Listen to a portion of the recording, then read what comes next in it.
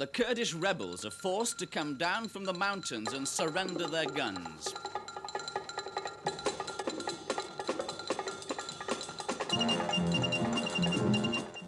Hello again. The long campaign by the mountain tribes of Kurdistan has ended in defeat. For 13 years, they've been fighting for more control themselves in running their country. And now they've been beaten. Thousands of rebel tribesmen have handed in their guns and fled. Today, there have been reports that as many as 9,000 rebels, a fraction of the guerrilla army, have chosen to stay in the mountains and fight to the bitter end. But their leader, Mullah Mustafa Barzani, has told his men the war is over. Some reports say Barzani might escape to America. And now Kurdistan, which is part of northern Iraq on the borders with Iran, might cease to exist as a homeland for the Kurds. There are more than 200 different tribes in the villages and towns of the Kurdistan mountains. Though most of the people are very poor, the land itself is reported to be rich in oil, as yet unexploited. Many thousands of Kurds flocked to join the rebel army when the campaign began to give them greater self-rule. The Iraqi government mounted a massive attack to quash the Kurdish uprising, but until recently the rebels got lots of help from the neighbouring country of Iran. Now that help will stop next week when a new peace treaty between Iran and Iraq comes into effect. One of the Kurdish leaders explained why they've been waging their desperate war. The only thing that we want is to have our right to live with our own language and our own land in Iraq, and to have our own opportunity to do what we like and to behave as we like. Now that is not to be. The refugee camps in friendly Iran are crammed with Kurds who've fled their homeland, and many more are now on their way to Iran, which has promised them protection if they arrive there before the treaty with Iraq begins on April the 1st. Iraq's quarrel with the Kurds has always been that Kurdistan should be like any other area of its country, without a separate government. The war has cost the Kurds an estimated 9,000 rebels dead and 17,000 wounded. Now, with no support from any other country and running out of ammunition for their ancient weapons, the fierce mountain fighters of Kurdistan are admitting defeat. 40 fishing boats are today blockading the entrance to the River Tyne. The protest started at Grimsby, but has now spread to many other northern ports. Trouble has been brewing among the fishermen for months. They're angry because the import of frozen fish from non-common market countries like Norway and Iceland is taking away their trade. A few weeks ago, you'll remember, the French fishermen did the same thing outside their ports and won their claim. From our Newcastle newsroom, Fiona Johnston reports. Almost every fishing port from Eyemouth in Scotland down to the Humber is now affected by the blockade. On the River Tyne, the fishermen have scattered their boats across the port entrance, stopping 3 ships from leaving and 5 from entering, with 4 more due later today. Further north at Blythe, 7 ships have been held up by the blockade, 3 outside and 4 inside. Port authorities have told the fishermen they're now considering prosecutions. At Sunderland, local fishermen also decided this morning to join the blockade.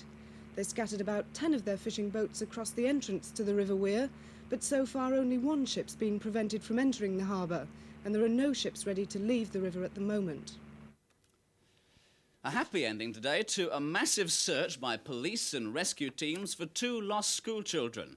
They were found in a maze of underground mine workings near their homes in Wellingborough, Northamptonshire. An earth mover was used to excavate a new entrance to the mine works, and rescuers at last found the 2 500 metres in down a side tunnel running off the main shaft. 14-year-old James Felsh was the first to be brought to the surface in the early hours of this morning. Then came Pamela Jolly, aged 15. They'd been stranded there for 36 hours after their torch batteries had run out.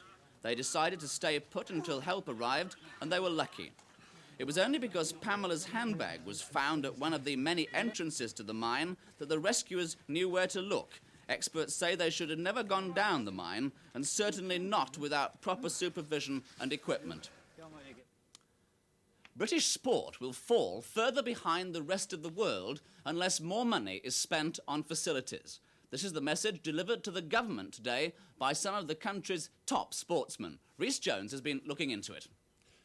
What many of Britain's leading sportsmen are saying is that we can't expect world-beating performances if our athletes don't get the proper training facilities early in their careers. This means more money.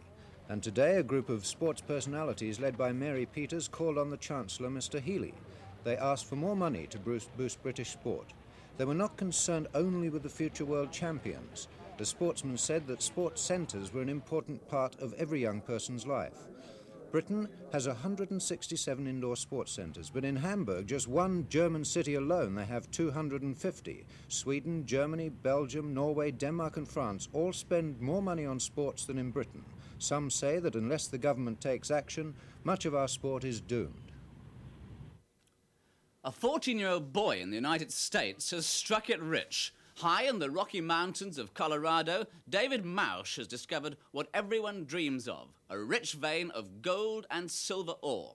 The area around David's home is strewn with old, worked-out gold mines, and his father has been buying up a lot of the claims at rock-bottom prices. But it was David who did all the prospecting. The rock around it is oxidized, and it's got a lot of reddish color in the rock. And also it has holes in the rock that... David's expert knowledge of geology turned out to be well-founded. The ore was rich in gold, and assessors say the whole seam could be worth £1.5 million.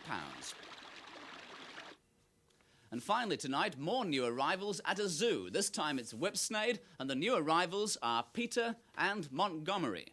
The twin brown bears were born at Whipsnade on January the 7th, so they're now about 11 weeks old. And today they made their first public appearance. Already they can climb and swim, but then they're from a talented family. Their grandfather, who was called Jacko, once rode a motorcycle at Blackpool Circus. The twins tip the scales now at about 7 kilos. When they're fully grown, they'll weigh more than 220 kilos each. And I wouldn't like to tangle with them then. That's all from Newsround tonight. See you again at the same time again tomorrow. Until then, bye-bye.